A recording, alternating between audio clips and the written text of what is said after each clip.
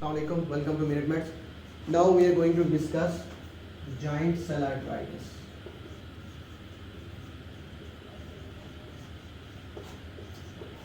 ये असल में है क्या? This is granulomatous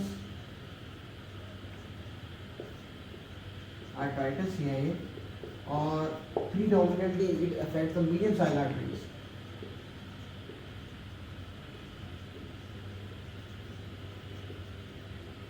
और ये इन आर्टरीज का जो मीडियम साइज है ये किस रीजन को इन्वॉल्व करती है? Mostly in the head and neck.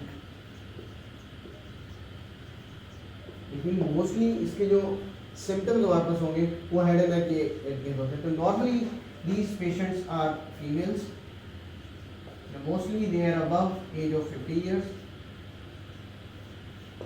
And they present with headache. Mostly जो टिपिकल हेडेक होता है that is in the temporal region, लेकिन ऑक्सीपिटल हेडेक के साथ पेशेंट प्रेजेंट भी कर सकता है। लेकिन मोस्ट कॉमन जाइंट सेल के साथ अगर कोई आएगा तो उसको हम टेम्पोरल हेडेक ही कहेंगे। टेम्पोरल हेडेक के साथ ज़्यादातर आता है। Then with unilateral vision loss के साथ भी आ सकते हैं। और क्यों आते हैं मैं अभी बताता हूँ। तीसरी चीज़ ये है कि जॉ पेन या जॉ क्लॉडिकेशन होता है विद चुइंग, थोड़े टाइम के बाद they will be pain in the jaw. सारा क्यों हो रहा है? Because there is arteritis in the temporal vessels. उस वजह से यहाँ पे हेडेक हो रहा है। यहाँ पे यूनिलैटरल विजन लॉस किस वजह से होता है? Because there is ischaemia of the posterior ciliary artery. और जॉ पेन क्यों हो रहा है? क्योंकि जॉ के ऊपर मसल कौन सा होता है? मेसेटर। तो देयर इज इस्कीमिया ऑफ मेसेटर, ये आपके पास आता है। और क्लिनिकली तौर पे अगर हम पेशेंट को देखें तो सबसे पहले एग्जामिनेशन पे ये देखते हैं कि there is scalp tenderness over the temples, there is tenderness. और जब हम आई का एग्जामिनेशन करते हैं तो विजुअल एक्टिविटी अगर हम देखें तो visual activity is decrease along with that जो कलर विजन भी है दैट इज आल्सो डिक्रीज। अगर हम किसी को लेकर जाएं और हम फंडोस्कोपी करें इस पेशेंट की तो हमें टेल एडिमेटस फंडस मिलता है विद प्लस माइनस हेमरेजेस भी हो सकती है।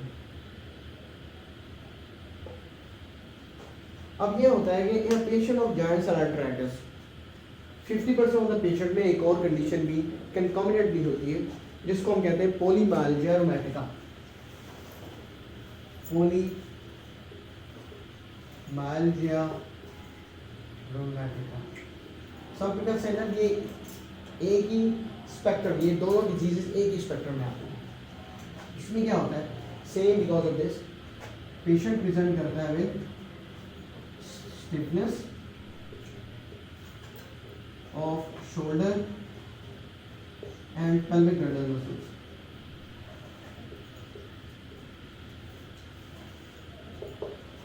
अब ये चीज होगी तो पेशेंट हमारे पास क्या क्लिनिकल सिम्टम्स आएंगे हम यहाँ देखते हैं।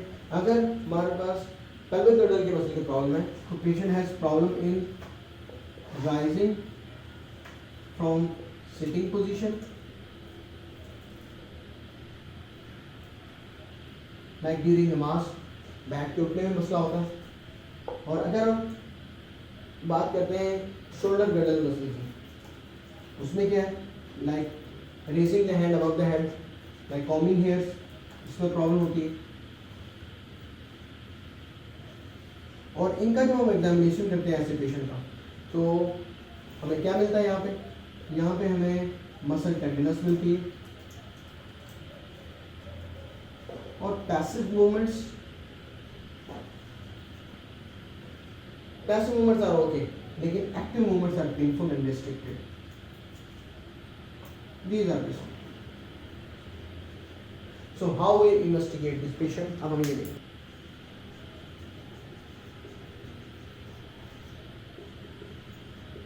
How to investigate? What we do is, जो हमारे पास we get the ESR, it's very high, like above 80 up to 100 millimeter in the first hour, ये मिल रहा हूँ। और दोनों में सेम। और जो जॉइंट सेल आर्थराइटिस के लिए what we do is temporal artery biopsy, और यहाँ पे what we expect to have granulomatosis lesion।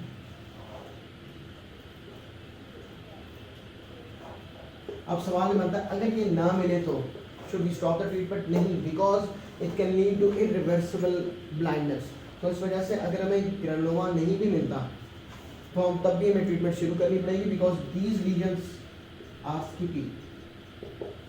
Might भी जो आपने पोर्शन निकाल के ऑब्जर्व किया हो वहाँ पे ना हो, उससे अगले पोर्शन में आपके पास ग्रेनुलोमेटस लीजन पड़ेगी। तो अगर PSR इतनी हाई है, आपको एक बायोप्सी करते हैं, आपको लीजन नहीं भी मिलती, फिर भी you have to start the treatment. और ट्रीटमेंट दोनों की क्या है? स्टेरॉइड्स।